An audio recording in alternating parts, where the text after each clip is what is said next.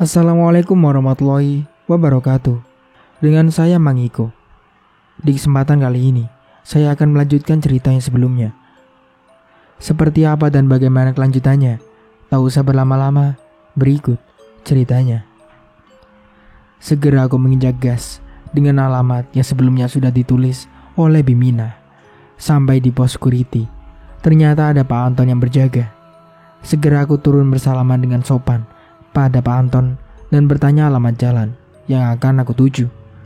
Walau sebelumnya Mang Karta tidak pernah menyarankan hal ini, tidak ada salahnya aku tanyakan. Jadi ingat 3 tahun lalu, pertama kali Karta bertanya alamat begini, ketika awal kerja dengan Ibu Sekar. Sama persis sekali dengan kamu Pur. Hehehe, bertanya alamat. Tapi tidak apa-apa, kita jadi lebih akrab. Kata juga pasti ya menyarankan seperti ini, ucap Pak Anton sambil bercanda. Iya Pak, aku juga disuruh Mang Karta bertanya sama security, ucapku berbohong untuk semakin akrab dengan Pak Anton. Pak Anton ternyata adalah teman dekat Mang Karta di sini. Dari cerita Pak Anton 3 tahun lalu, Mang Karta kerja di sini menggantikan Mang Uci. Kata Pak Anton itu adalah temannya Mang Karta di kampung. Aku sedikit kaget mendengar nama Mang Uci. Semoga bukan almarhum yang Mang Uci yang aku kenal, ucapku dalam hati. Bahkan Pak Anton juga mengetahui tentang sedang sakitnya Bi Inah, istri Mang Karta di rumah. Aku semakin percaya dengan apa yang dikatakan Pak Anton, karena bisa sedekat itu. Setelah berbahasa basi dan aku diberi patokan beberapa jalan agar sampai di lokasi itu, ternyata aku masih di kota yang sama, hanya saja lebih ke arah timur, berbatasan dengan kota lainnya. Melihat jam di mobil masih banyak sekali waktu, jadi aku bisa sangat berhati-hati mengendari mobil ini dan sambil beradaptasi saja. Maklum, dari mobil tua yang biasa aku gunakan berganti langsung ke mobil yang mewah. Hal yang baru aku alami pertama kali dalam hidupku saat ini. Dan aku namakan ini adalah pengalaman baru yang selama ini pernah aku benar-benar inginkan. Kota dengan segala kesibukannya adalah kesan pertama yang menyapaku di jalan. Dengan mungkin segala tujuan mereka masing-masing, kendaraan dan jalanan tidak pernah benar-benar kosong sama sekali. Pemandangan yang jauh berbeda, dan aku mencoba untuk terbiasa. Dan nantinya juga suasana seperti ini yang akan terus aku rasakan. Setelah melewati beberapa patokan yang sebelumnya dikasih tahu Pak Anton, sudah hampir 1 jam lebih, aku sudah di depan perumahan yang di alamat itu tertulis. Benar-benar jauh dari waktu yang sudah aku prediksi sebelumnya. Jalannya padat. Bertanya kepada security perumahan tentang nomor rumah yang aku tuju. Benar saja, salah satu security itu menunjukkan arah kemana posisi nomor rumah itu. Tidak lama, mobil aku kendarai sudah berhenti di rumah yang jauh dan sangat lebih besar daripada rumah ibu. Selamat pagi, silakan Pak, masukkan saja mobilnya langsung ke dalam, ucap seseorang yang memakai seragam hitam-hitam. Baik Pak, terima kasih, ucapku. Sampai ada penjaga rumahnya, pasti bukan orang sembarangan ini yang punya rumah. Walau aku sudah mengetahui dari Bi Inah, ini adalah rumah adiknya Ibu Sekar. Segera aku mendekat pada satu pos di mana orang yang barusan membukakan gerbang besar rumah ini. Setelah berkenalan, ternyata benar, dia adalah Rusti, penjaga rumah ini. Umurnya tidak terlalu jauh tebakanku dengan Mang Karta. Dan Rusti juga ternyata sudah tahu aku Purnama yang menggantikan Mang Karta. Masih ada 20 menit lagi. Hebat sama dengan Mang Karta, selalu datang jauh sebelum ibu keluar rumah, ucap Mang Rusti. Aku hanya tersenyum dan banyak mengobrol tentang pekerjaan Mang Rusti di sini. Dan Mang Rusti tidak jarang sangat penasaran dengan penyakit Bi Inah, istri Mang Karta. Aku tidak menjawab banyak hal karena aku sendiri tidak mengetahui benar takutnya salah. Itu ibu Sekar dan anak yang paling kecilnya, Desita, ucap Mang Rusti. Oh, baik Mang, aku kesana dulu. Terima kasih obrolannya. Hehehe. Ucapku langsung menemui Ibu Sekar. Ibu Sekar dari depan rumah yang sangat mewah itu sudah tersenyum melihatku yang sedang berjalan terburu-buru untuk menghampirinya. Assalamualaikum, Ibu. Perkenalkan, saya Purnama, saudara dari Mang Karta yang dipercaya menggantikan Mang Karta sementara untuk bekerja di rumah Ibu. Ucapku sangat pelan. Iya Purnama, aku sudah mendengar soal kamu dari Karta dan Ina. Awal ucapan kamu dan nada omongan kamu sudah tidak saya ragukan lagi. Benar yang Karta ceritakan, ucap Ibu Sekar dengan pelan dan hangat. Ini Dek Sita, anakku paling kecil Pur. Dek, salaman dulu sama Om Purnama cepet. Suka malu-malu gitu, ucap Ibu Sekar pada Dek Sita. Anak umur yang aku tebak palingan baru kelas 4 sekolah dasar, yang sangat lucu dan cantik, apalagi bagian rambutnya berponi. Untuk aku yang tidak mempunyai adik, Dek Sita dengan senyumannya membuat aku kagum. Sepertinya keturunan 2 negara ini anak, terlihat dari matanya, ucapku dalam hati. Mami, jangan lama lagi, nanti Mami kesini lagi loh, ucap Desita. Setelah melewati gerbang dan pamit kepada Mang Rusti, aku dan ibu sudah ada di dalam mobil. Ibu duduk di kursi belakang dengan santai dan membuatku tidak cukup tegang dari sapaan pertama yang ibu ucapkan. Ibu lebih banyak diam dan hanya melihat telepon genggam yang tidak pernah lepas dari tatapannya. Setelah melewati pos security, kembali dan berikan klakson, aku bertanya kepada ibu. Bu, langsung pulang menuju rumah atau keperluan lain lagi Bu? Ucapku sambil melihat ke spion tengah mobil yang ke arah untuk belakang belakang. Langsung saja pulang Pur. Oh iya, ibu panggil kamu aja Pur atau nama ya. Kalau Karta sering ibu panggil Kar, lebih enak dan pendek saja, tanya ibu. Oh, bagaimana enaknya ibu aja. Biasanya cukup Pur saja Bu, ucapku dengan sopan. Aku kembali menyetir dan fokus pada jalanan saja. Memberikan kenyamanan pada ibu dengan cara mengemudi adalah tujuan pertama dalam pekerjaanku. Tidak ada obrolan apapun. Ibu sesekali hanya membuka beberapa dokumen saja dan terlihat sangat sibuk. Apalagi aku selalu ingat dengan pesan Bina, jadi aku urungkan untuk membuka obrolan. Memang pekerjaanku mengemudi, bukan untuk mengobrol, ucapku dalam hati. Setelah melewati kembali beberapa patokan yang sebelumnya aku lewati, hampir sudah 30 menit aku dan ibu di jalan benar-benar tidak ada obrolan apapun. Tadinya aku ingin tahu, ibu punya berapa anak?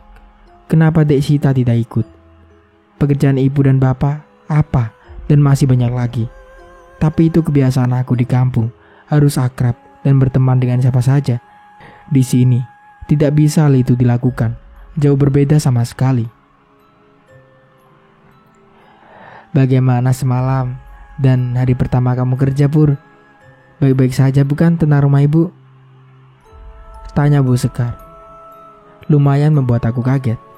Bukan dengan pertanyaan ibu yang tiba-tiba, tapi dengan kalimat baik-baik saja, bukan tentang rumah ibu.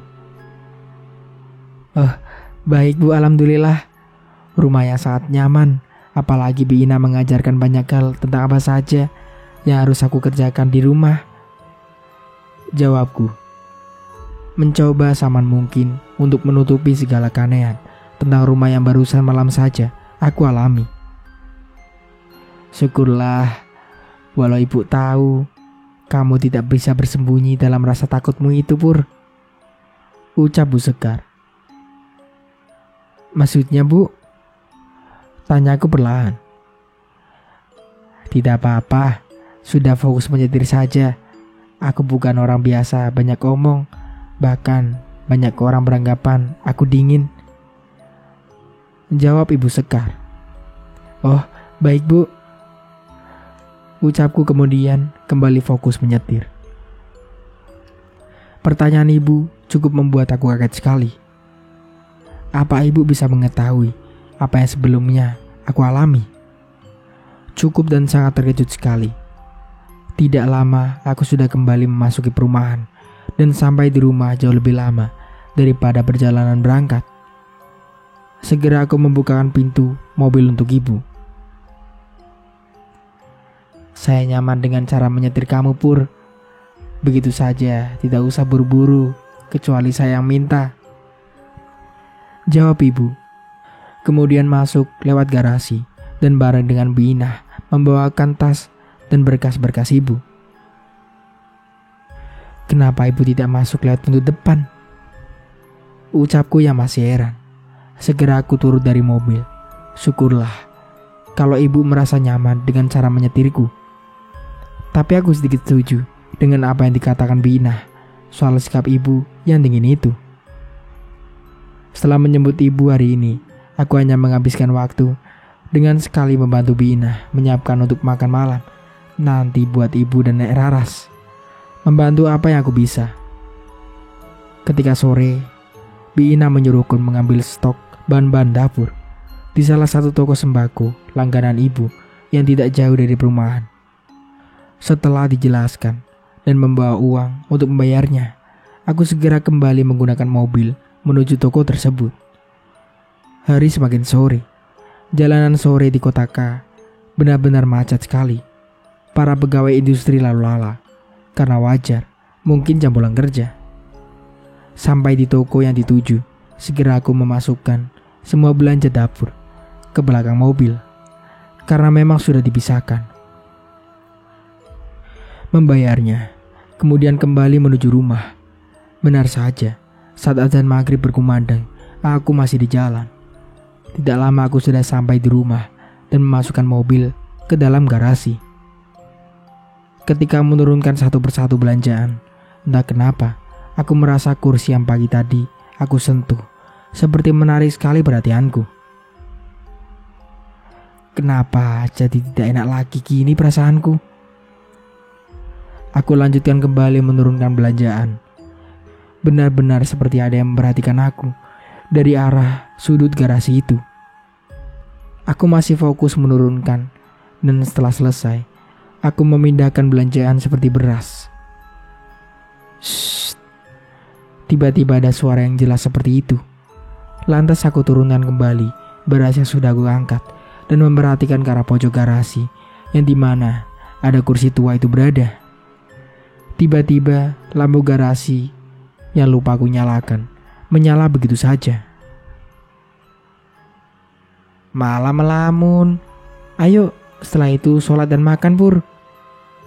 Ucap Inah. Benar-benar membuat aku kaget, bukan main. Duh Bibi, kaget aku. Ucapku. Ya kamu, garasi bukannya dinyalakan lampunya, gelap gini. Jawab Inah. Kan masih terang sama lampu luar, Bi. Lagian aku lupa barusan. Oh iya, barang belanjaan sudah lengkap, sudah aku simpan di sana, Bi. Ucapku sambil menunjuk ke arah dapur. Segera aku menutup garasi, mengunci pintu gerbang, dan kembali lagi ke dalam garasi. Berjalan pelan, tidak tahu kenapa tatapanku lagi-lagi ke arah kursi pojokan itu. Dan tiba-tiba juga bulu pundakku berdiri begitu saja. Aku berjalan cepat. Kok jadi takut begini sih di garasi, apalagi kursi itu? Ucapku lagi dalam hati. Selesai sholat maghrib di musola, walau waktunya hampir berakhir. Benar saja, Bi Inah sudah tidak ada. Mungkin menyiapkan makan untuk ibu dan nenek. Bibi sudah makan. Ini tidak apa-apa, aku makan duluan, Bi. Ucapku.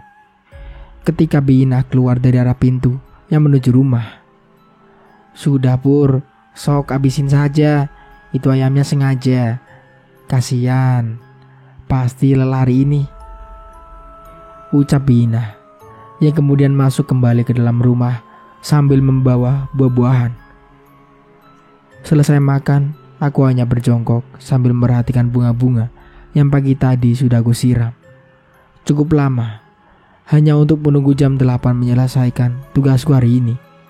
Menyalakan lampu dan air mancur kolam saja. Segera aku berjalan menuju kolam. Hanya tinggal 5 menit lagi menuju jam 8.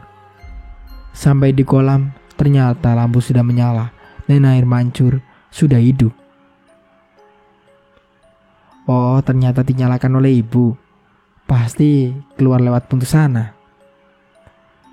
Memang ada pintu yang menghubungkan antara rumah dan kolam itu. Aku melihat ibu duduk sambil sesekali tangannya mengasih makan ikan-ikan dengan duduk santai di kursi, yang tidak sama sekali melihat keberadaan aku. Segera aku kembali dan melewati garasi kembali. Suasananya masih saja menakutkan. Entah pikiranku saja atau memang ada sesuatu yang berbeda. Ada apa sebenarnya dengan rumah ini? Ucapku dalam hati. Pur, tidak apa-apa selama ada ibu. Biasanya sudah ibu sendiri yang menyalakan kolam. Sana, kamu istirahat saja. Bibi juga sudah beres. Ini tinggal mau menyimpan sampah ke depan, ucap Bibi berjalan melewati aku. Di bagian keranjang sampah terdapat banyak sekali tisu-tisu yang sudah ada bercak darah yang banyak sekali. Seperti bekas membersihkan darah tisu-tisu itu. Aku melihatnya dengan jelas. Mau aku tanyakan, tapi lagi-lagi bukan urusanku. Di sini aku bekerja, bukan untuk bertanya. Walau kalimat itu tidak selamanya membuat aku tenang. Dengan segala apa yang sudah aku alami di sini, yang belum lebih dari 1 minggu. Apalagi ini dengan darah yang masih begitu banyaknya, hanya dengan tisu. Benar-benar pasti ada sesuatu yang aneh di sini. Tidak mungkin ibu sakit mendadak seperti itu. Tidak lain adalah nenek Raras. Bukannya aku mengikuti rasa penasaran. Dengan aku yang seperti ini, kepedulianku menurutku bisa berjalan di atas segalanya. Apalagi dengan apa yang sudah aku alami dan aku lihat. Sakitnya benar-benar parah berarti, ucapku. Tidak cukup soal darah dan lamunan, aku jadi kacau kemana-mana, menebak aturan rumah yang aneh dan gangguan perasaan takut yang aku ikuti. Jiwa egoisku mungkin itu saja. Segera masuk ke dalam kamar. Aduh, hari kerja yang benar-benar melelahkan, ucapku. Bahkan niat untuk sholat isya aku urungkan. Nanti saja kalau aku bangun malam, ucapku. Benar-benar soal Nek Raras mengganggu sekali pikiranku, dan segala ketakutan yang sekarang terus datang membuat aku tidak benar-benar tenang sama sekali. Ampun, ampun Nek, ampun, sakit. Tiba-tiba ada suara kencang. Segera aku bangun dan duduk di kasur untuk memastikan suara itu datangnya dari mana. Sakit. Segera aku bangun dan lari ke arah suara itu berasal. Suara itu di dapur. Aku sangat yakin sekali, benar-benar yakin. Aku melihat nenek memegang gunting yang diarahkan ke Bina yang sudah duduk terpojok ke arah pojokan dapur. Bibi, teriakku sangat kencang sambil berjalan mendekati Bina yang rambutnya sudah dijambak oleh nenek itu. Diam kamu, diam di sana, diam, teriak nenek tua itu ketika berbalik ke arah nenek itu ke arahku. Aku dibuat kaget, benar-benar kaget dengan apa yang kulihat. Bagian mukanya sangat menyeramkan dengan goresan luka di bagian pipinya yang masih ada darah mengalir. Benar-benar mengerikan dengan muka yang seperti itu.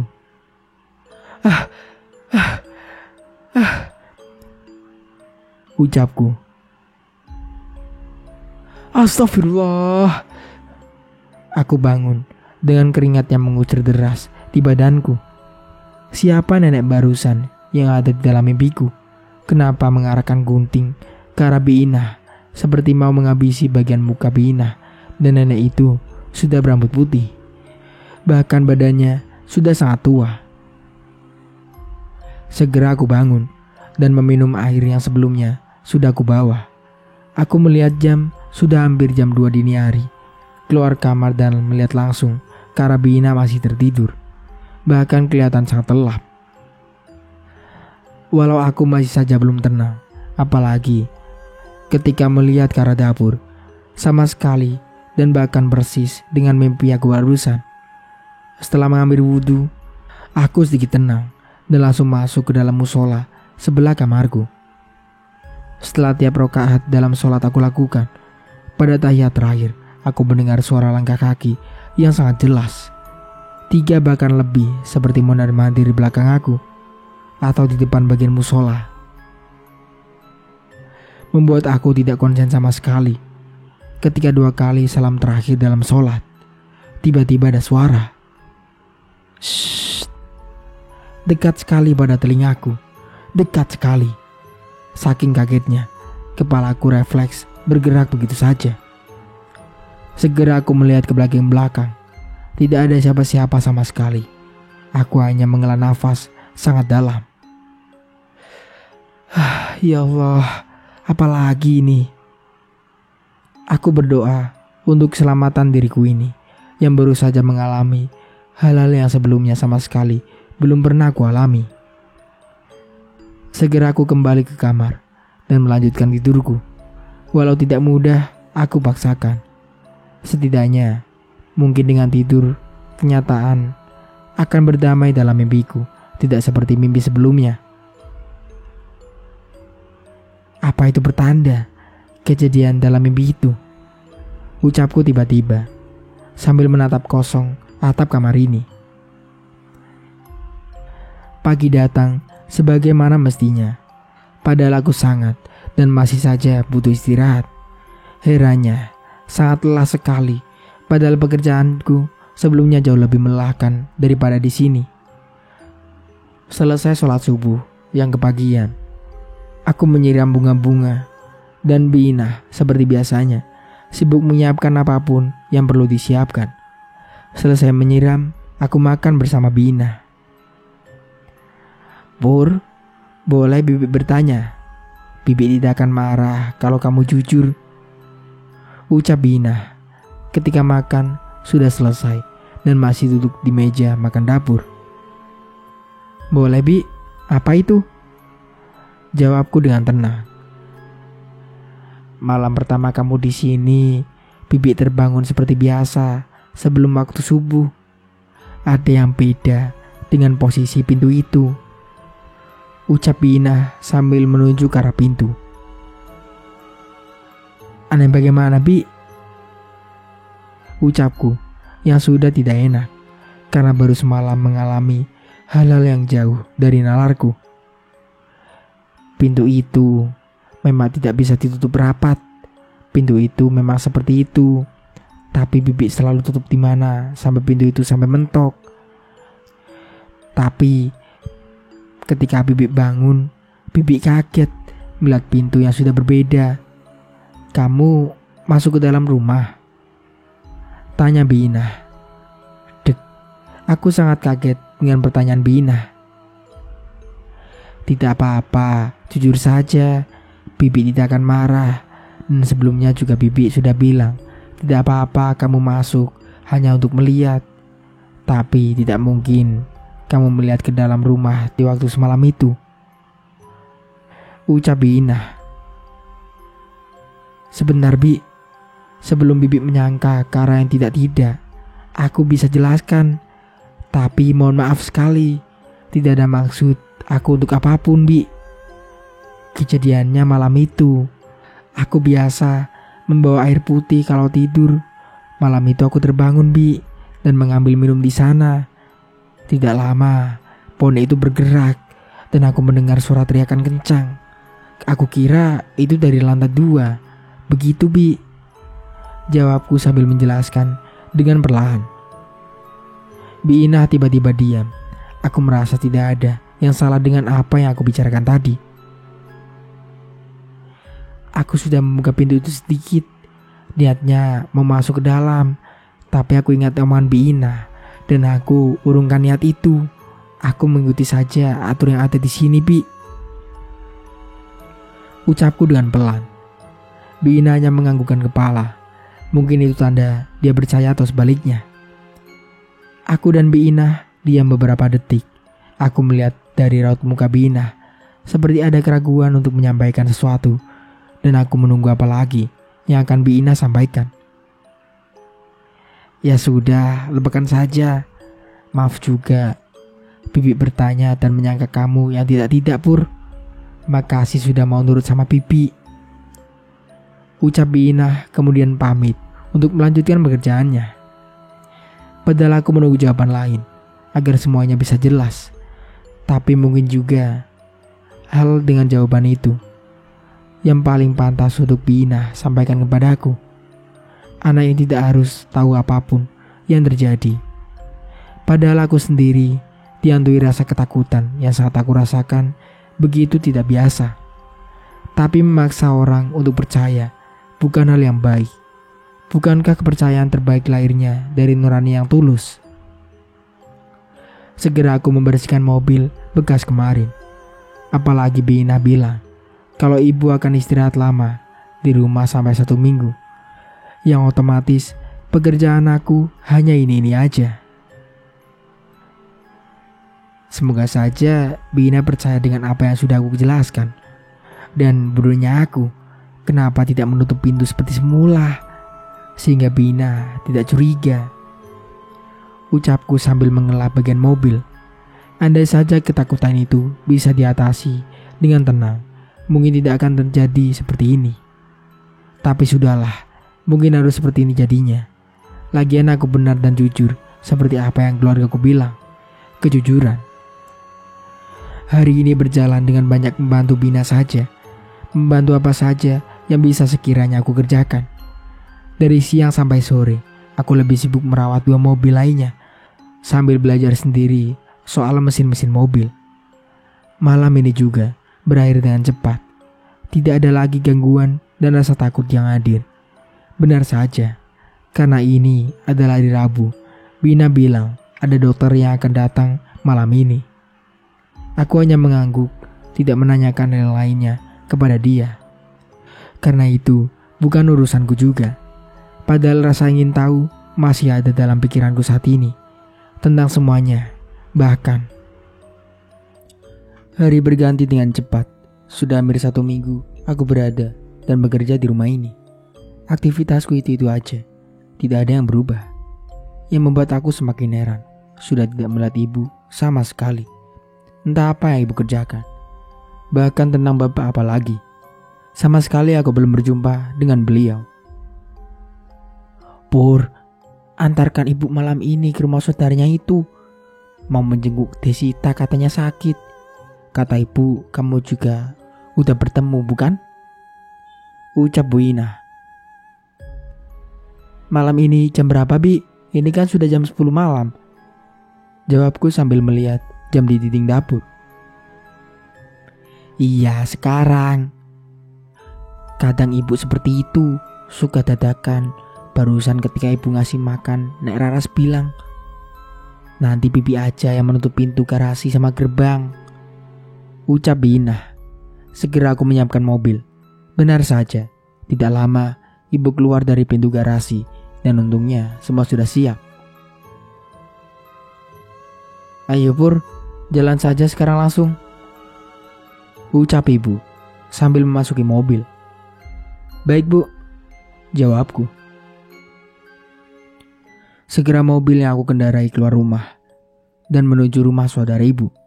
Untungnya aku sudah hafal jalan. Aku melihat yang jaga di pos satpam adalah Pak Rudi.